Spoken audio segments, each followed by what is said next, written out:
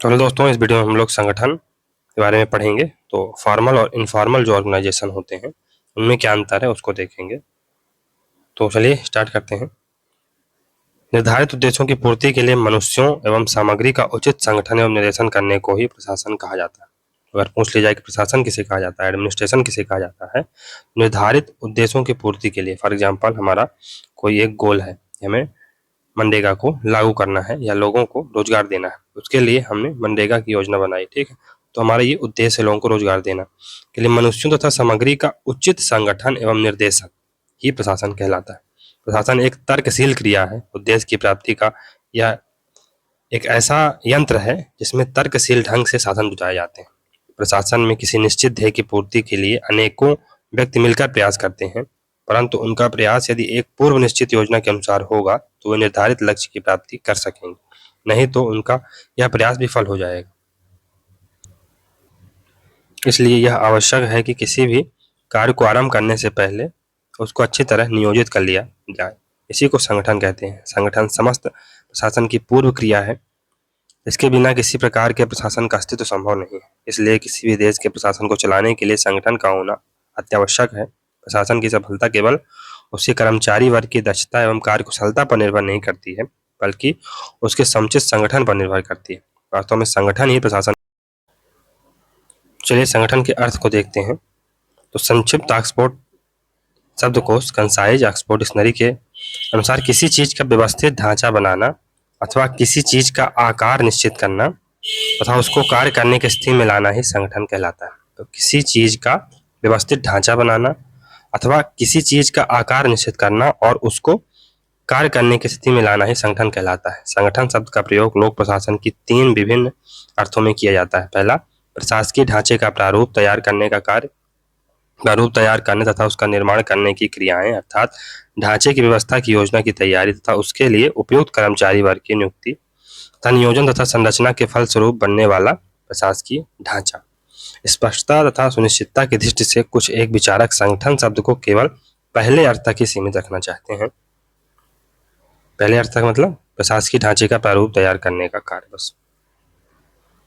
उर्विक ने कहा है कि संगठन का अर्थ ढांचे का रूपांकन, डिजाइन मात्र ही होना चाहिए। और भी क्या कहते हैं कि संगठन का अर्थ ढांचे का रूपांकन मात्र ही होना चाहिए, यानी पहला डिजाइन तैयार करना होना चाहिए। उसने मोटर कार की उपमा देते हुए यह बताया कि संगठन तात्पर्य ढांचे के रूपांकन से ही समझा जाना चाहिए तथा उसे संगठन के ढांचे अथवा प्रशासकीय ढांचे का अर्थ लेना ठीक नहीं। उर्विक ने संगठन को किसी विशेष प्रयोजन के लिए अपेक्षित क्रियाओं का निर्धारण तथा ऐसे वर्गों में बांटना कि वे अलग अलग लोगों को दी जा सकें कहा। उर्विक संगठन के मानवीय पक्ष का वर्णन नहीं कर सका जो उसका केंद्रीय तत्व है, इसलिए अन्य विचारक उर्विक द्वारा संगठन की व्याख्या को नहीं मानते हैं। वे इस शब्द का अधिक व्यापक अर्थ में प्रयोग करते हैं। कुछ अन्य विचारकों द्वारा की गई संगठन की परिभाषाएं निम्नानुसार हैं। तो जेडी मूने के अनुसार एक समान ध्येय की प्राप्ति के लिए बनाए गए प्रत्येक मानवीय समूह का स्वरूप संगठन है। एक सामान्य ध्येय की प्राप्ति के लिए बनाए गए प्रत्येक मानवीय समूह का स्वरूप संगठन है। फिर E.N. ग्लेडन के मतानुसार संगठन का संबंध किसी उद्यम में लगे हुए व्यक्तियों के परस्पर संबंधों के उस आकार अथवा रूप से है जिसका निर्माण इस प्रकार किया जाना चाहिए कि जिससे उद्यम के कार्यों को पूरा किया जा सके। एल.डी. व्हाइट के अनुसार किसी निश्चित ध्येय की प्राप्ति के लिए कार्यों तथा दायित्वों के विनिधान यानी एलोकेशन के द्वारा कार्मिकों को व्यवस्था प्रदान करने का कार्य संगठन कहलाता है। किसी निश्चित ध्येय की प्राप्ति के लिए कार्यों तथा दायित्वों के एलोकेशन के द्वारा कार्मिकों को व्यवस्था प्रदान करने का कार्य संगठन कहलाता है। लूथर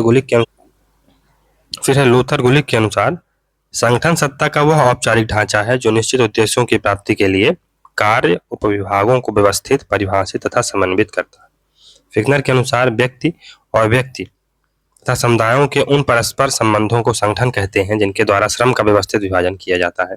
साइमन के अनुसार संगठन नामक सूत्र से हमारा अभिप्राय सहकारी कार्यों की उस नियोजित व्यवस्था से है जिसमें प्रत्येक भागीदार का कार्य, उसके कर्तव्य एवं दायित्व सुनिश्चित हो। प्रोफेसर गास ने संगठन में मानवीय तत्व के महत्व को विशेष रूप से प्रमुखता देते हुए कहा है कि किसी सामूहिक कार्य में लगे हुए व्यक्तियों तथा वर्गों के प्रयत्नों और उनकी क्षमताओं को ऐसे तरीके से परस्पर संबंधित करने का नाम ही संगठन है जिससे कि कम से कम संघर्ष पैदा हुए वांछित उद्देश्य पूरे हो सके और उन लोगों को जिनके लिए यह कार्य किया जा रहा है तथा उनको जो उस उद्यम अथवा कार्य में लगे हैं अधिकतम संतुष्टि प्राप्त हो सके। उपरोक्त परिभाषाओं के विश्लेषण के आधार पर कहा जा सकता है कि संगठन स्वतंत्र भागों को प्रणालीबद्ध ढंग से एकत्रित करने का नाम स्वतंत्र भागों को प्रणालीबद्ध ढंग से एकत्रित करने का नाम है ताकि वो एकीकृत रूप धारण कर सकें। यह एक संरचनात्मक प्रबंध है जिसके द्वारा किसी निश्चित उद्देश्य के लिए कार्य का विभाजन किया जाता है, उसको क्रमबद्ध किया जाता है, उसको प्रकट किया जाता है तथा उसको समन्वयबद्ध किया जाता है। कर्मचारी वर्ग के कार्य तथा दायित्व इस प्रकार व्यवस्थित कर दिए जाएं कि वे उस उद्देश्य को पूरा कर सकें जिसके लिए वे एक साथ मिलने को सहमत हुए थे। जब कभी भी कुछ व्यक्ति कुछ उद्देश्यों की प्राप्ति के लिए एक साथ मिलते हैं तो उन्हें एक योजनाबद्ध ढंग से कार्य करना होता है। उनके कर्तव्यों तथा दायित्वों का पृथक पृथक निर्धारण कर दिया जाता है तथा उनकी क्रियाओं में समुचित रूप से समन्वय स्थापित कर दिया जाता है। इसी प्रक्रिया को संगठन कहा जाता है। संगठन दो प्रकार का होता है, एक औपचारिक संगठन, दूसरा अनौपचारिक संगठन। तो फॉर्मल ऑर्गेनाइजेशन यानी औपचारिक संगठन क्या होते हैं? तो औपचारिक संगठन उसे कहते हैं जिसमें संगठन का स्वरूप व्यवस्थित ढंग से नियोजित तथा रूपांकित किया गया हो तथा जिसको प्राधिकारी सत्ता यानी कॉम्पिटेंट अथॉरिटी द्वारा मान्यता दी गई हो। तो अगर यूपीएससी को देखा जाए तो ये क्या है, या यूजीसी को देखा जाए तो ये क्या है? एक प्रकार से ये औपचारिक फॉर्मल इंस्टीट्यूशन है। क्यों? क्योंकि इसका जो स्वरूप है व्यवस्थित है, व्यवस्थित ढंग से इसे नियोजित एवं रूपांकित किया गया है। साथ ही साथ एक कॉम्पिटेंट अथॉरिटी द्वारा यानी भारत सरकार द्वारा इसे मान्यता दी गई है। यूपीएससी को तो कॉन्स्टिट्यूशन द्वारा मान्यता दी गई है। तो ये बात है। इनमें संबंधों का आकार औपचारिक रूप से चार्ट अथवा रेखा चित्र में निर्धारित कर दिया जाता है। ऐसे संगठन का विवरण संगठन चार्ट तथा नियमावली में कर दिया जाता है। संगठन के ढांचे की योजना औपचारिक रूप से बना ली जाती है। उच्च तथा अधीनस्थ कर्मचारियों के संभावित संबंधों का उल्लेख लिखित आचार संहिताओं कोड ऑफ कंडक्ट में कर दिया जाता है। यह संगठन का वह स्वरूप है जो पर्यवेक्षक को बाहर से दिखाई देता है। अमिताई एज्जियोनी के शब्दानुसार औपचारिक संगठन वह है जो साधारण तौर पर उस संगठनात्मक ढांचे को प्रकट करता है जो प्रबंध द्वारा तैयार किया जाता है और जिसमें श्रम के विभाजन तथा नियंत्रण की शक्ति का खाका, श्रम, दंड, आचार, नियंत्रण आदि से संबंधित नियम एवं विनियमन शामिल होते हैं। इनफॉर्मल ऑर्गेनाइजेशन अनौपचारिक संगठन क्या होते हैं? तो जो संगठन उनमें कार्य करने वाले कर्मचारी वर्ग के वास्तविक व्यवहार के नमूने के आधारित होते हैं वह औपचारिक संगठन कहलाते हैं। जो संगठन फॉर एग्जाम्पल कोई फॉर्मल ऑर्गेनाइजेशन जैसे यूपीएससी, अब उसमें कार्य करने वाले कर्मचारी वर्ग के वास्तविक व्यवहार के नमूने पर आधारित होते हैं। वो आपस में क्या किस प्रकार से बात करते हैं, किस प्रकार से रहते हैं, है ना, वो है अनौपचारिक संगठन। जब कर्मचारी एक साथ कार्य करते हैं तो उनमें परस्पर एक भावनात्मक एवं व्यक्तिगत संबंध का विकास होता है। यह औपचारिक संबंध से विपरीत हो सकता है ना। आपका कोई सीनियर है या आपका कोई कलीग है, एक औपचारिक संबंध है, ठीक है, आप नौकरी में है ना, दो असिस्टेंट प्रोफेसर है, आपस में आप काम कर रहे हो, कलीग्स हो, वो ठीक है, औपचारिक ऑर्गेनाइजेशन में हो आप, है ना, फॉर्मल ऑर्गेनाइजेशन में हो आप, तो आपके संबंध है ना कलीग वाले हो सकते हैं। लेकिन आप over a period of time एक बॉन्डिंग जो डेवलप कर लेते हो, भावनात्मक एवं व्यक्तिगत संबंध का आप विकास कर लेते हो, यही है औपचारिक संगठन। तो यह औपचारिक संबंध से विपरीत हो सकता है। इसे संगठन में अनौपचारिक संबंध के नाम से पुकारा जाता है। यह हो सकता है कि उच्च तथा अधीनस्थ कर्मचारियों का वास्तविक संबंध व्यवहार में वैसा न घटित हो जैसा कि लिखित आचार संहिताओं के द्वारा आशा की जाती है। कार्य में लगे हुए कर्मचारी वर्ग का यह वास्तविक संबंध, एक्चुअल रिलेशनशिप ही अनौपचारिक संगठन है। आपका अपने बॉस के साथ, आपका अपने कलीग्स के साथ, है ना, आपका अपने जो सीनियर्स हैं उनके साथ कैसा व्यवहार है, यही है अनौपचारिक संगठन। पर्सनल इक्वेशन मानवीय प्रकृति के अविवेक प्रधान तत्व, irrational element of human nature, समूह तथा निहित हितों वाली शक्तियां आदि अनेक तत्व मिलकर संगठन को उसके निर्धारित कार्यविधि से अलग कर देते हैं। क्योंकि किसी संगठन में कार्य करने वाले विभिन्न कर्मचारियों के व्यक्तित्व भी भिन्न भिन्न होते हैं, इसलिए इसी कारण से ही औपचारिक संगठन की उत्पत्ति होती है। परंतु मानवीय स्वभाव के कुछ स्थायी लक्षण भी होते हैं जिनको वास्तविक संचालन के समय आंख से ओझल नहीं किया जा सकता है। जबकि मनुष्य के कार्यों के विस्तार का पूर्ण अनुमान नहीं लगाया जा सकता है, परंतु कुछ विशाल उत्तेजनाएं होती हैं जो उनके व्यवहार पर विशेष प्रभाव डालती हैं। ऐसे प्रभाव के महत्वपूर्ण प्राप्ति तथा संबंधित तत्व इस प्रकार होते हैं: मानवीय सम्मान की भावना, मानवीय प्राप्ति, सुरक्षा तथा एक अच्छा जीवन स्तर व्यतीत करने की भावना आदि। इस प्रकार यह तत्व कर्मचारियों को संगठन में एक टीम की भांति कार्य करने के लिए प्रेरित करता है। इसलिए औपचारिक संगठन को उन वास्तविक संगठनात्मक संबंधों का नाम दिया जा सकता है जो संगठनात्मक ढांचे तथा इसमें कार्य करने वालों के मध्य पारस्परिक संबंधों के दबाव में अंतरक्रिया के परिणाम स्वरूप विकसित होते हैं। साइमन के अनुसार अनौपचारिक संगठन से यह आशय है कि संगठन में अंतर व्यक्तिक संबंध यानी इंटरपर्सनल रिलेशन होने चाहिए तथा यह संगठन के आंतरिक निर्णयों को प्रभावित करते हैं। किंतु ये बातें औपचारिक योजना भी नहीं होती हैं अथवा इस योजना से मेल नहीं खाती हैं। संगठन का कर्मचारी वर्ग यथार्थ में जैसा व्यवहार करता है उस वास्तविक आचरण का अनौपचारिक संगठन एक पूर्ण नमूना होता है, परंतु यह भी तब तक है जब तक कि वास्तविक व्यवहार औपचारिक योजना से एक मेल नहीं हो जाता। अब फॉर्मल ऑर्गेनाइजेशन को और अच्छे से देखते हैं। संगठन के सिद्धांत का विकास करते समय विद्वानों ने औपचारिक एवं अनौपचारिक संगठन की भूमिका पर भी पर्याप्त ध्यान दिया है। औपचारिक संगठन जानबूझकर सोच समझकर बनाया जाता है और इससे सक्षम अधिकारियों की मंजूरी प्राप्त होती है। इस संगठन के ढांचे को सूचीबद्ध किया जा सकता है या नियम पुस्तिकाओं और नियमों से स्पष्ट किया जा सकता है। यह संगठन बाहर से जैसा दिखाई देता है वैसा ही है। इस संगठन में ढांचे की एक सूची होती है। उदाहरण के लिए जैसे खाद्य एवं कृषि विभाग में देखें तो पहले वहाँ का जो हेड होगा कौन होगा, मंत्री होगा। फिर मंत्री के नीचे सचिव काम करेंगे। अब मंत्री क्या होगा यहाँ पर, अभी पिछले चैप्टर में हम लोगों ने सूत्र स्टाफ पढ़ा है ना। मंत्री क्या होगा, ये सूत्र होगा। स्टाफ क्या होगा, ये सचिव होगा। अब सचिव यहाँ पर सूत्र बन जाएगा, संयुक्त सचिव स्टाफ बन जाएगा। तो सूत्र और स्टाफ चीजें चेंज होती रहती हैं। कोई डायनेमिक कॉन्सेप्ट है, हमने पढ़ा भी था कि डायनेमिक कॉन्सेप्ट है, ये चेंज होता रहता है। कहीं पर कोई सूत्र हो सकता है, कहीं पर कोई स्टाफ हो सकता है। तो अब चूंकि मंत्री यहाँ पर सूत्र है, सचिव मंत्री के लिए तो स्टाफ है, लेकिन संयुक्त सचिव या नीचे के कनिष्ठ सहायक के लिए ये सूत्र हो जाएगा। ये बात होती है, थोड़ा सा इसको समझना भी जरूरी है। फिर है ना, मंत्री के नीचे सचिव, फिर संयुक्त सचिव, उप सचिव, सहायक या अपर सचिव, अनुभाग अधिकारी या अधीक्षक, वरिष्ठ सहायक एवं कनिष्ठ सहायक। तो ये पूरी श्रृंखला है। तो औपचारिक संगठन में, फॉर्मल ऑर्गेनाइजेशन में आप चीजों को श्रृंखलाबद्ध या जो संगठन है उसको, उसके ढांचे की एक सूची आप तैयार कर सकते हो। अच्छा ये है, ये है, ये है, ये।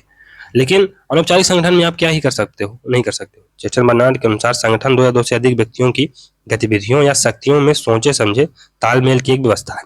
बर्नार्ड की राय में व्यक्ति एक संगठन में काम करने को इसलिए राजी हो जाते हैं क्योंकि वे सेवाएं देने और बदले में कुछ लाभ प्राप्त करने को तैयार होते हैं। डाक विभाग की कार्यप्रणाली इसका सबसे अच्छा उदाहरण है। आप तक डाक पहुंचाने के लिए कई परस्पर निर्भर गतिविधियां एक साथ काम करती हैं, जैसे पत्रों की छटाई, डाकियों का वितरण और फिर संबद्ध व्यक्ति के घर दफ्तर तक डाक पहुंचाना। लुई एलन के अनुसार औपचारिक संगठन हर व्यक्ति के लिए निश्चित कार्यों की एक ऐसी व्यवस्था है जिसमें हर व्यक्ति के अधिकार, जिम्मेदारी एवं जवाबदेही स्पष्ट होती है। यह सारी व्यवस्था ऐसी होती है कि इसमें कार्यरत व्यक्ति अपने उद्देश्यों की पूर्ति के लिए सबसे कारगर ढंग से मिलकर काम करते हैं। अतः औपचारिक संगठन में संगठन का एक निश्चित स्वरूप होता है, निर्णय लेने के विभिन्न स्तर स्पष्ट होते हैं और कार्यों तथा दायित्वों का बंटवारा होता है और कार्य संपादन व्यवस्थित ढंग से होता है। फीचर्स क्या है फॉर्मल ऑर्गेनाइजेशन के? तो औपचारिक संगठन के जरिए निश्चित लक्ष्यों की प्राप्ति के लिए सुनियोजित प्रयास किए जाते हैं। इसकी विशेषता है, इसको कानूनी दर्जा होता है। जैसे मान लो यूजीसी है, इसे कानूनी दर्जा मिला है ना, एक्ट बना था 1956 में, और उसी के माध्यम से इसको कानूनी दर्जा दिया गया है। एक प्रकार से स्टैट्यूटरी बॉडी है ना, वैधानिक बॉडी है। फिर कार्य का विभाजन है, ढांचे की प्रधानता है। अब इस ढांचे को आप समाप्त इन द सेंस की बिना संसद की अनुमति से नहीं कर सकते हैं। ढांचे की प्रधानता है और ढांचे में अगर जो शीर्ष व्यक्ति कोई कुछ बोल रहा है तो उसको मानना पड़ता है। स्थायित्व तो है, ऐसा नहीं है कि यूजीसी तो 1956 में बनी थी, अभी भी चल रही है, तो ये बात है। और नियम और व्यवस्थाएं हैं।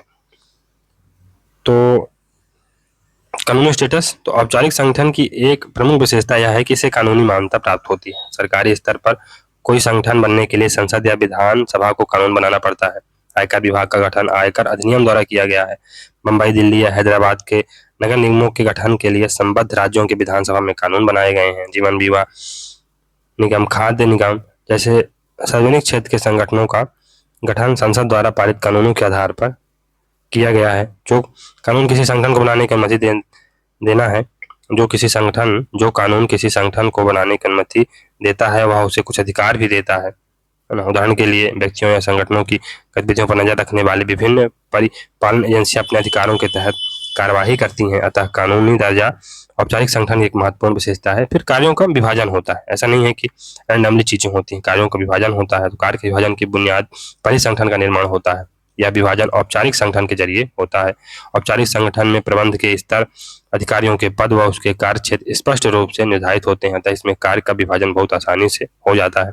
फिर ढांचे की प्रधानता होती है, प्राइमेसी ऑफ स्ट्रक्चर। तो औपचारिक संगठन में डिजाइन और ढांचे को प्रधानता मिलती है। वर्बिक के अनुसार ढांचे का अभाव असंगति, क्रूरता, बर्बादी और अकर्मण्यता का प्रतीक है। ढांचा बहुत स्पष्ट होता है और संगठन में कार्यरत व्यक्तियों की भूमिका भी निश्चित होती है। ढांचे से सूचनाओं के आदान प्रदान की व्यवस्था और सदस्यों के बीच संबंधों का भी पता चलता है। स्थायित्व होता है, औपचारिक संगठन अन्य संगठनों की अपेक्षा अधिक स्थायी होते हैं।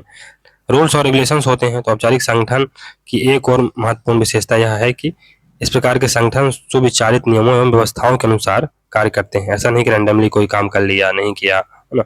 तो यही बात है। औपचारिक संगठनों में कार्यरत अधिकारी अपनी पसंद नापसंद से फैसले नहीं करते हैं। चाहे आप हिंदू हो, मुस्लिम हो, सिख हो, ईसाई हो, इससे कोई फर्क नहीं पड़ता है। उस पद पर जो व्यक्ति बैठा है, चाहे वो किसी भी धर्म का हो, आप किसी धर्म के हो, उससे उसे कोई मतलब नहीं है। जो सेवाएं आपको देनी है वो देगा ही। उसकी पर्सनल नापसंद पसंद मायने नहीं रखती है, बल्कि निर्धारित नियमों एवं व्यवस्थाओं के ढांचे के भीतर ही काम करना होता है। अब है औपचारिक संगठन के फंक्शन क्या है, औपचारिक संगठन के क्रियाकलाप। औपचारिक संगठन के अनेक कार्य होते हैं। सबसे पहले तो वे लक्ष्यों और उद्देश्यों के निर्धारण में सहायता करते हैं। इसके बिना लोगों की शक्ति और योग्यता का कार्य विशेष के लिए उपयोग करना कठिन होता है। उदाहरण के लिए डाक विभाग का उद्देश्य देश के नागरिकों तक जल्दी और कारगर ढंग से डाक पहुंचाना है। रक्षा मंत्रालय का उद्देश्य हर तरह के बाहरी आक्रमण से देश की प्रभुत्व एवं अखंडता की रक्षा करना है। रक्षा मंत्रालय का, ठीक है। औपचारिक संगठन में संगठन के भीतर विभिन्न इकाइयों की गतिविधियों का स्वरूप और विस्तार निश्चित होता है। रक्षा मंत्रालय के अंतर्गत सेना, नौसेना, वायुसेना, क्रमशः जमीन, समुद्र, हवा में देश की सीमा की रक्षा की जिम्मेदारी सौंपी गई है। एलन के अनुसार औपचारिक संगठन सीमाएं, दिशा निर्देश एवं नियम बनाते हैं, जिनका पालन करना आवश्यक होता है। वैसा बुनियादी ढांचा सुलभ कराते हैं जिसके जरिए सरकार या कोई और उद्यम कार्य करता है। औपचारिक संगठन की उल्लेखनीय विशेषता है इंटरपर्सनल रिलेशनशिप, अर्थात उनके सदस्यों के संबंधों में कोई लगाव या भावनात्मक एकता नहीं होती है। करना है तो करना है, वो डेवलप हो जाए तो फिर वो काहे के अंदर आ जाएगी, एक प्रकार से इनफॉर्मल ऑर्गेनाइजेशन के अंतर्गत आ जाएगी। अब दो जज हैं तो उनके अंदर जो उनकी ड्यूटी है उसको लेकर कोई ना इंटरपर्सनल या एक प्रकार से वो वाला रिलेशन, इनफॉर्मल रिलेशन नहीं डेवलप हो सकता है। अगर एक जज ने गलत किया है, दूसरा जज उसके खिलाफ कहीं ना कहीं फैसला देने के लिए बाध्य है। इन संबंधों के कारण विभिन्न मसलों की जांच तटस्थता एवं निष्पक्ष भाव से होती है और मामलों के गुण दोष के आधार पर फैसले लिए जा सकते हैं। यही बात है। उनके लिए अदालत में न्यायाधीश के सामने रखे गए सबूतों के आधार पर फैसले लिए जाते हैं, किसी और आधार पर नहीं। वित्तीय मामलों में जमा खर्च की जांच करने वाले ऑडिटर को वित्तीय नियमों, रसीदों, वाउचर और दस्तावेजी सबूतों के आधार पर सही और गलत का निर्णय लेना होता है। अब हम लोग इनफॉर्मल ऑर्गेनाइजेशन के बारे में पढ़ेंगे। किसी भी संगठन को पूरे तौर पर समझने के लिए हमें उसके अनौपचारिक ढांचे का भी ध्यान रखना पड़ता है। अनौपचारिक ढांचे को कोई औपचारिक मान्यता नहीं मिलती है, लेकिन यह औपचारिक ढांचे का पूरक है, कम्प्लीमेंट्री। चेस्टर बर्नार्ड ने औपचारिक संगठन की तरह औपचारिक संगठन यानी फॉर्मल ऑर्गेनाइजेशन की तरह इनफॉर्मल संगठन ऑर्गेनाइजेशन के महत्व पर भी प्रकाश डाला है। चेस्टर बर्नार्ड ने, उनके अनुसार अनौपचारिक संगठन व्यक्तिगत संपर्कों, परस्पर क्रियाओं और लोगों के सामूहिक संघों का समूह होता है। अनौपचारिक संगठन को किसी संगठन में कार्यरत लोगों के वास्तविक व्यवहार का प्रारूप भी बताया गया है। औपचारिक संगठन में जहां ढांचे को महत्व दिया गया है, वहीं अनौपचारिक संगठन में व्यक्तिगत और मानवीय भावनाएं महत्वपूर्ण होती हैं। प्रमुख अधिकारियों के बीच वरिष्ठ अधीनस्थ के संबंधों पर अधीनस्थ कर्मचारियों के प्रभावशाली व्यक्तित्व एवं शक्तिशाली संपर्कों का असर पड़ सकता है।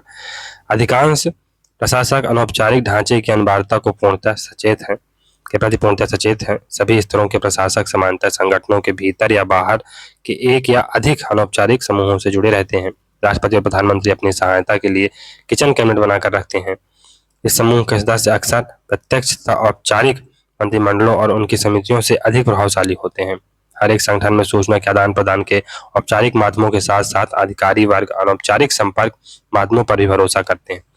इन माध्यमों के जरिए प्रशासकों को इस बारे में महत्वपूर्ण सूचनाएं मिलती हैं कि विभिन्न कार्यों और दायित्वों के बारे में अधिकारी वास्तव में क्या सोचते हैं। इसी तरह अधिकारियों को भी प्रशासकों के दृष्टिकोण की जानकारी मिलती रहती है। अतः अनौपचारिक संगठनों को अक्सर प्रतिरूप संगठन और औपचारिक संगठनों की छाया माना जाता है। उनकी कोई स्पष्ट परिभाषा नहीं है और ऐसा करना बहुत कठिन भी है। उनके कोई निश्चित संगठनात्मक लक्ष्य भी नहीं होते हैं, अतः सदस्यों के परस्पर संबंध भी निश्चित नहीं होते हैं। स्वतः स्फूर्त, गैर सरकारी और आकारहीन संबंधों से अनुकूल भावनाएं उत्पन्न होती हैं, जिनसे परस्पर संपर्क बढ़ता है और जान पहचान के बंधन मजबूत होते हैं।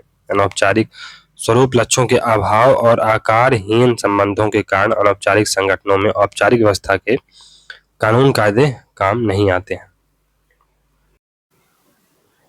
तो अच्छा ये प्रश्न उठता है कि अनौपचारिक संगठन क्यों?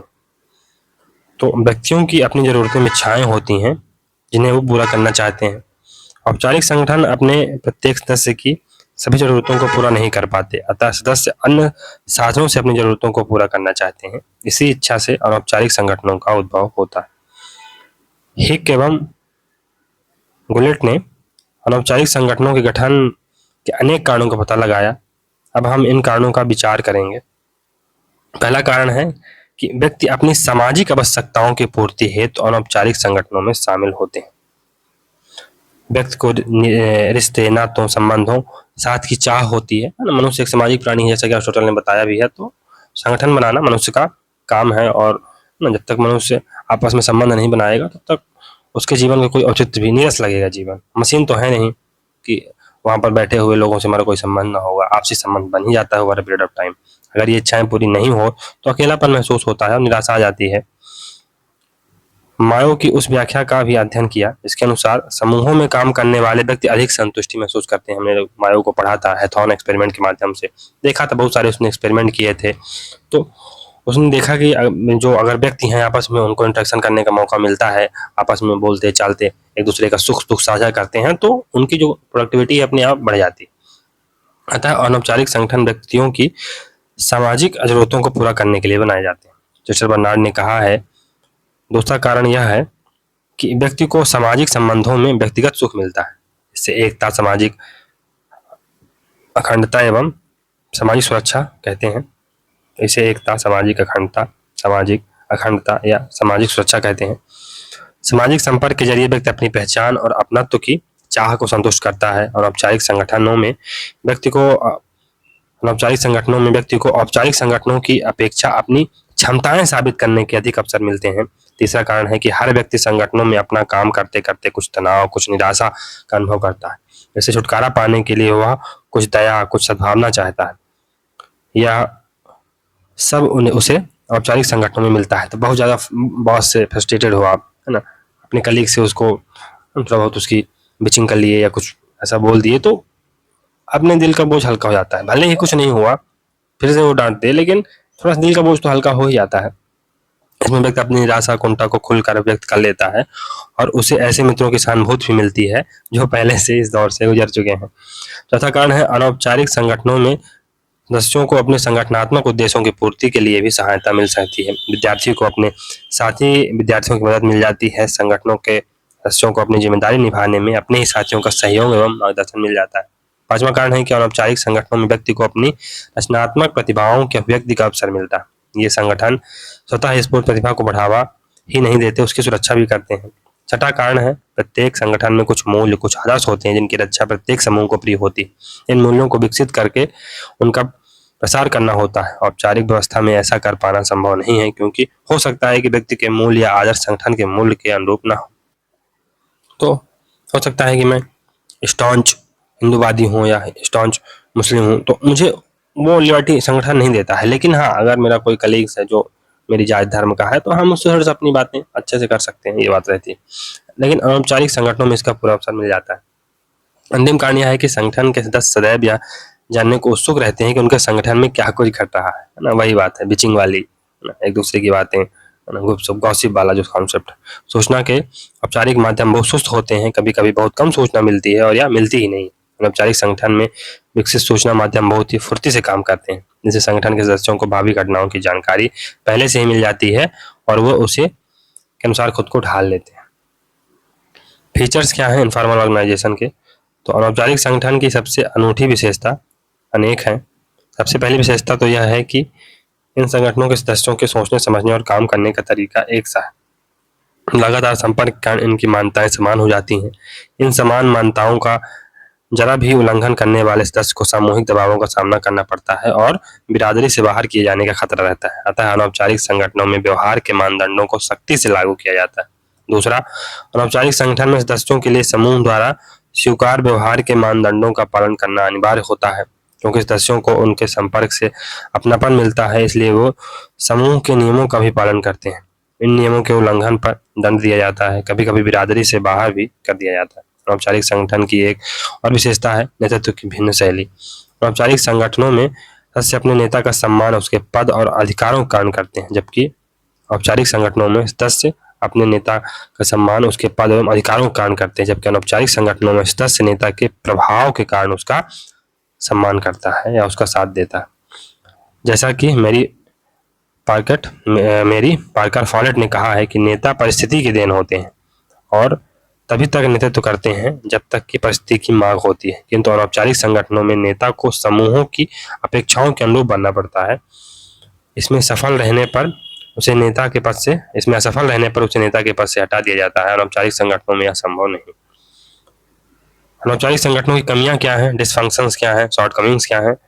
तो इसमें संदेह नहीं कि अनौपचारिक संगठन कई तरह से औपचारिक संगठन की मदद करता है। औपचारिक संगठनों सदस्यों को अपने संगठन से कुछ नहीं मिलता, उसे वो अनौपचारिक संगठनों से पाते हैं, किंतु इन संगठनों की अपनी समस्याएं एवं कमियां भी हैं। अनौपचारिक संगठन में सूचना का आदान प्रदान बहुत तेजी से होता है, जो निसंदेह एक रचनात्मक भूमिका है, किंतु यह सूचना व्यवस्था अक्सर गलत, अधूरी, उल्टी सीधी खबरें फैलाने लगती है। तो अफवाहें फैल जाती हैं कि अच्छा उस मैडम के बारे में या उसमें है ना उनका उससे संबंध है, ऐसा हो ना हो लेकिन ठीक है, ऐसा चलने लगता है। ऐसी अफवाहें फैलने से अनिश्चितता एवं संगठन के लिए कई समस्याएं उत्पन्न हो जाती हैं। अनौपचारिक संगठन कुछ मूल मान्यताओं के प्रसार के लिए बनाए गए हैं, अर्थात इनसे यथास्थिति को बढ़ावा मिलता है। आमतौर पर यह माना जाता है कि औपचारिक संगठन सदैव परिवर्तन का विरोध करते हैं। रीति रिवाजों और परंपराओं के नाम पर अक्सर ऐसे सुधारों का भी विरोध किया जाता है जो औपचारिक संगठन के लिए लाभप्रद होते हैं। तो औपचारिक संगठन सदैव परिवर्तन का विरोध करते हैं। हमने कहा था ना, पढ़ा था पीछे कि अगर आपने संगठन के ढांचे से निकलकर पैर फैलाने की बात करें तो आपको बिरादरी से निकाल दिया जाएगा। सामाजिक संगठन से अगर आप दायरे से उसके बाहर गए तो यही बात है। समूह के मानदंडों का पालन जबरदस्ती कराने के भी कुछ नुकसान हैं। इसके कारण अक्सर व्यक्तियों पर उनकी उत्पादकता सीमित करने के लिए दबाव डाला जाता है ना, कि चलो अब हम भी इतना कर रहे हैं तो आप भी इतना करो। तो ये बात है। टेलर ने इसे व्यवस्थागत बंधन कहा है, यह दो संगठनों के हित में नहीं। अब हम देख लेते हैं interdependence between formal and informal organisation. तो फॉर्मल और इनफॉर्मल ऑर्गेनाइजेशन के बीच जो पारस्परिक संबंध है या एक दूसरे के ऊपर जो निर्भरता है उसको देख लेते हैं। संगठनों की कार्यप्रणाली का सही ढंग से समझने और औपचारिक और अनौपचारिक संगठनों की पूरी जानकारी के लिए उसके आपसी संबंधों और पूरक भूमिकाओं को सही तरह से समझना जरूरी है। औपचारिक और अनौपचारिक संगठन एक ही सिक्के के दो पहलू हैं। औपचारिक संगठन समाज को सुव्यवस्थित ढांचा प्रदान करते हैं और अनौपचारिक संगठन ने उन्हें स्फूर्त और प्राणवान बनाते हैं। असली बात तो यह है कि एक के बिना दूसरे का कोई अस्तित्व नहीं है। सिर्फ औपचारिक ढांचे के आधार पर किसी संगठन को पूरी तरह नहीं समझा जा सकता है। किसी सक्रिय संगठन के गतिशील ढांचे को समझने के लिए उसके प्रमुख व्यक्तियों के व्यक्तित्वों, भूमिकाओं पर सावधान नजर डालना आवश्यक है। भावी प्रबंधकों को व्यक्तियों के लक्ष्यों और आकांक्षाओं, सामूहिक व्यवस्थाओं और अनौपचारिक भूमिकाओं आदि को समझना चाहिए। सूचना के अनौपचारिक माध्यमों से किसी भी संगठन के प्रमुख अधिकारी को ऐसी महत्वपूर्ण सूचना मिलती है जिससे वह परिस्थिति के अनुसार सही फैसला कर सकता है। सफलता चाहने वाली प्रत्येक प्रशासनिक व्यवस्था के कारगर संचालन के लिए संगठन के औपचारिक और अनौपचारिक पहलुओं के बीच संतुलन आवश्यक है। डिफरेंस क्या है फॉर्मल और इनफॉर्मल ऑर्गेनाइजेशन में? तो एल.डी. वाइट के अनुसार औपचारिक संगठन अधिक उग्र होता है तथा सामाजिक एवं आर्थिक अंतर, जाति तथा भाषा का अंतर, शिक्षा का स्तर, व्यक्तिगत रुचियां और अरुचियां उस संगठन पर प्रभाव डालती हैं अनौपचारिक संगठन में, और एक प्रकार से वह इन सब का प्रतिनिधित्व होता है और इन सब का प्रतिबिंब होता है। यह रिवाजों पर आधारित होता है। यह ना तो लिखित होता है, ना निर्मित, और ना ही इनमें स्वच्छ रेखा चित्रों की आवश्यकता होती है। औपचारिक संगठन विवेकशील एवं इंटरपर्सनल होते हैं, जबकि अनौपचारिक संगठन भावना प्रधान एवं व्यक्तिगत होते हैं, इंडिविजुअलिस्टिक होते हैं। दोनों एक दूसरे को प्राय समेट लेते हैं एवं एक दूसरे से संयुक्त भी हो सकते हैं और दूर दूर भी हो सकते हैं। मिसफील्ड और मार्क्स का विचार है कि औपचारिक संगठन एक नियोजित संगठन होता है, जबकि अनौपचारिक संगठन एक प्राकृतिक विकास है। औपचारिक संगठनों में मुख्य अंतर सत्ता एवं प्रभाव का होता है। सत्ता का अर्थ दूसरों के व्यवहार को संचालित करने की आज्ञा देने की वैज्ञानिक शक्ति से है और प्रभाव का अर्थ मनुष्य की उस सामर्थ्य से है जिसके अनुसार संगठन के दूसरे व्यक्ति भी चीजों को उसी रूप में देखने लगते हैं और उसी अनुसार वे कार्य करते हैं और करना चाहते हैं। साइमन का विचार है कि अनौपचारिक संगठन तात्पर्य उस संगठन से है जिसमें अंतर व्यक्तिक संबंध पाए जाते हैं तथा वे इसके निर्णयों को प्रभावित करते हैं। ये संबंध संगठन की औपचारिक योजना के बाहर हैं और उस योजना से मेल नहीं खाते हैं। प्रत्येक संगठन के नए सदस्यों को अपने साथियों के साथ उनके व्यवहारिक संगठन के सदस्य बनने के पूर्व ही साइमन ने तो यहाँ तक कहा है कि कोई भी औपचारिक संगठन उस समय तक प्रभावशाली रूप से कार्य नहीं कर सकता जब तक कि उसे एक अनौपचारिक संगठन का सहयोग प्राप्त न हो। इसका कारण यह है कि औपचारिक संगठन उन सभी बातों का विस्तार से वर्णन नहीं कर सकता जो अनौपचारिक रूप से होती हैं। फिर भी यदि अनौपचारिक संगठन प्रभावपूर्ण रूप से कार्य करना चाहता है तो उसे अनौपचारिक संबंधों को सीमित करना होगा। उसे संगठन में राजनीति के विकास को रोकना होगा, प्रभाव एवं सत्ता के लिए होने वाले संघर्ष पर रोक लगानी होगी यदि वह संघर्ष संगठन के सुचारू रूप से संचालन में बाधक हो। औपचारिक संगठन को यह चाहिए कि वह अनौपचारिक संबंधों के विकास की दिशा रचनात्मकता की ओर मोड़ दे। इसके द्वारा संगठन के कार्य के दोहराव को रोका जा सकता है। अनौपचारिक संबंध संचार साधन के रूप में बहुत लाभदायक कार्य करते हैं। यह तो एक मानी हुई बात है कि अनौपचारिक संबंध बढ़ेंगे, संगठन में उनके विकास पर रोक नहीं लगाई जा सकती है। इस स्थिति में विकल्प यही रह सकता है कि संगठन के लक्ष्यों को प्राप्त करने के लिए इस विकास का प्रयोग किया जाए। जैसा कि पहले कहा जा चुका है, औपचारिक संगठन एक अनौपचारिक संगठन के अनुरूप भी हो सकता है तथा प्रतिकूल भी। हम एक आदर्श संगठन उसको कहेंगे जिसमें औपचारिक और अनौपचारिक रूप से रेखाएं परस्पर मेल खाती हों। हमारे सामने मुख्य समस्या यही है कि इस आधार पर संगठन में जो दोहराव पाया जाता है वह ना रहे और उसमें एकता आ जाए। दिमाग का कहना है कि वर्तमान संतति के सामने यह चुनौती है कि वह संगठन का एक ऐसा सिद्धांत निरूपित करे जिसमें एकता स्थापित हो सके जबकि एक समय दो संगठन स्थित है। इस प्रकार संगठन के संबंध में अनेक सिद्धांत एवं विचारधाराएं हैं। इन सिद्धांतों एवं विचारधाराओं के संबंध में हमें संगठन के स्वरूप एवं उत्तरदायित्वों को पहचानना होगा। किसी भी संगठन को किस आधार पर संगठित किया जाए, उसे कैसा बनाया जाए और कौन सा मॉडल उसके लिए ठीक रहेगा आदि बातों का निर्णय हम तभी कर पाते हैं जब संगठन के विभिन्न विचारों से हम स्वयं को परिचित रखें। आर्जिनस ने 4 क्षेत्रों का निरूपण किया है जहां औपचारिक संगठन और अनौपचारिक संगठन में अंतर किया जा सकता है। 4 क्षेत्रों का वर्णन किया। अंतर व्यक्तिक संबंध, इंटरपर्सनल रिलेशन। तो औपचारिक संगठनों में सदस्यों के बीच संबंध पहले से निर्धारित होते हैं। आप हमारे बॉस हो, हम आपके अधीनस्थ हैं, या जो भी हो, हम आपके बॉस हैं, आप हमारे अधीनस्थ हो। औपचारिक संगठनों में संबंध व्यक्ति की आवश्यकताओं के ऊपर निर्धारित होते हैं। चलो बॉस और कभी कभी कलीग में भी संबंध बन जाते हैं इन द सेंस की चलो सर थोड़ा सा है ना, आदमी मतलब इंटरपर्सनल एक दूसरे की समस्याएं आवाजाही लगी रहती है तो संबंध घर जैसे फिर बनने लगते हैं। नेतृत्व तो औपचारिक संगठनों के नेता निर्दिष्ट होते हैं। अनौपचारिक संगठनों में नेतृत्व अपने आप उमड़ आता है। व्यवहारिक निर्णय तो औपचारिक संगठनों में कर्मचारियों के व्यवहार का नियंत्रण पुरस्कार एवं दंड के द्वारा नियंत्रित किया जाता है, जबकि औपचारिक समूहों में आवश्यकताओं की पूर्ति के आधार पर सदस्यों के व्यवहारों का नियंत्रण होता है। आश्रयता तो औपचारिक नेताओं की पुरस्कार एवं दंड मूलक क्षमताओं का उनके अधीनस्थ अभिकर्मी अनौपचारिक समूहों के अभिकर्मियों की अपेक्षा अपने नेता पर अधिक आश्रित रहते हैं। अब डिफरेंस क्या है फॉर्मल और इनफॉर्मल ऑर्गेनाइजेशन में? तो फॉर्मल ऑर्गेनाइजेशन या अधिकार के प्रत्यायोजन के कारण निर्मित होता है। अधिकार के प्रत्यायोजन यानी डेलीगेशन ऑफ अथॉरिटीज के कारण ये पैदा होता है। अनौपचारिक संगठन यह लोगों की सामाजिक प्रतिक्रिया के फलस्वरूप पैदा होता है। इसके औपचारिक संगठन इसके अंतर्गत अधिकार एवं कार्यों पर बल दिया जाता है। अनौपचारिक संगठन इसके अंतर्गत लोगों व उसके संबंधों पर बल दिया जाता है। यह जानबूझकर निर्मित किया जाता है, यह स्वतः एवं स्वाभाविक रूप से निर्मित होता है।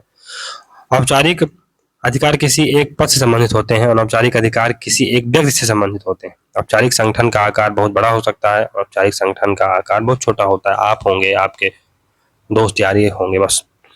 नियम, कर्तव्य एवं उत्तरदायित्व लिखित रूप में निर्धारित किए जाते हैं। इसमें नियम एवं परंपराएं अलिखित होती हैं।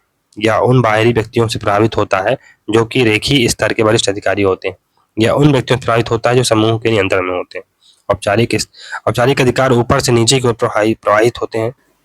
अनौपचारिक अधिकार ऊपर से अथवा समतल से भी प्रवाहित हो सकते हैं। कलीग टू कलीग बन सकता है, बॉस टू एम्प्लॉय बन सकता है, कैसा भी संबंध बन सकता है। यह तकनीक उद्देश्यों के लिए निर्मित किया जाता है। यह मनुष्य की सामाजिक तुष्टि की खोज के परिणाम स्वरूप उदय होता है। यह अधिक स्थायी होता है या अपेक्षाकृत कम स्थायी होता है। उपयुक्त भिन्नताओं के बावजूद औपचारिक एवं अनौपचारिक संगठन स्पष्ट रूप से एक दूसरे से भिन्न नहीं होते हैं। दोनों का सह-अस्तित्व होता है। दोनों को एक दूसरे से अलग नहीं किया जा सकता है। प्रत्येक औपचारिक संगठन के अंतर्गत एक अनौपचारिक संगठन होता है और प्रत्येक अनौपचारिक संगठन के अंतर्गत कम से कम कुछ संगठनात्मक औपचारिकता विद्यमान रहती है। संक्षेप में हम यह कह सकते हैं कि औपचारिक और अनौपचारिक संगठनों में घनिष्ठ संबंध होता है। एक बार औपचारिक संगठन के बन जाने के बाद वो स्वतः अनौपचारिक संगठनों का निर्माण कर लेते हैं, जो न केवल उनको प्रभावित करते हैं बल्कि उनको शक्ति भी प्रदान करते हैं। एक के बिना दूसरा शायद ही जीवित रह सके, अतः दोनों एक ही सिक्के के दो पहलू हैं। कंक्लूजन क्या दे सकते हैं? तो औपचारिक एवं अनौपचारिक संगठन के अध्ययन के पश्चात हम निष्कर्ष पर पहुंचते हैं केवल सिद्धांतों के आधार पर संगठनों को पूर्ण एवं नियोजित नहीं किया जा सकता। औपचारिक संगठनों के सूत्र एवं सिद्धांत मार्गदर्शक सिद्ध हो सकते हैं, तथापि उनका प्रयोग परिस्थिति के व्यवहारिक संदर्भ में किया जा सकता है। केवल इस प्रकार से ही एक व्यवहारिक संगठन का निर्माण किया जा सकता है। किसी संगठन को पूरी तरह समझने के लिए उसके औपचारिक स्वरूप का अध्ययन ही पर्याप्त नहीं होगा। उसके वास्तविक कार्य संचालन के विषय में तथ्यात्मक ज्ञान प्राप्त करने के लिए यह अनिवार्य है कि उस संगठन के अधिकारियों एवं कर्मचारियों के व्यक्तित्व तथा उसके पारस्परिक संबंधों का भी अध्ययन करना होगा। हमें औपचारिक संगठन के मूल्यों को कायम रखना चाहिए तथा उनके स्थान पर अनौपचारिक संगठन को ही स्थापित करने पर जोर नहीं देना चाहिए। आवश्यकता तो इस बात की है कि हम इन दोनों के अच्छे तत्वों को मिला लें और उसके अनुसार प्रशासन का निर्माण एवं संचालन करें। इसलिए औपचारिक संगठन के सिद्धांतों को आधार मानकर मानवीय संबंधों को भी योग्य स्थान एवं महत्व देना चाहिए। इस प्रकार का मिश्रित संगठन बहुत प्रभावशाली होगा। फिकनर के अनुसार कोई भी प्रबंधकीय संस्था जिसमें औपचारिक एवं अनौपचारिक संगठन ही की प्रधान रूप रेखाएं समान एवं अनुरूप होती हैं, स्वस्थ एवं सुखद संस्था होती है।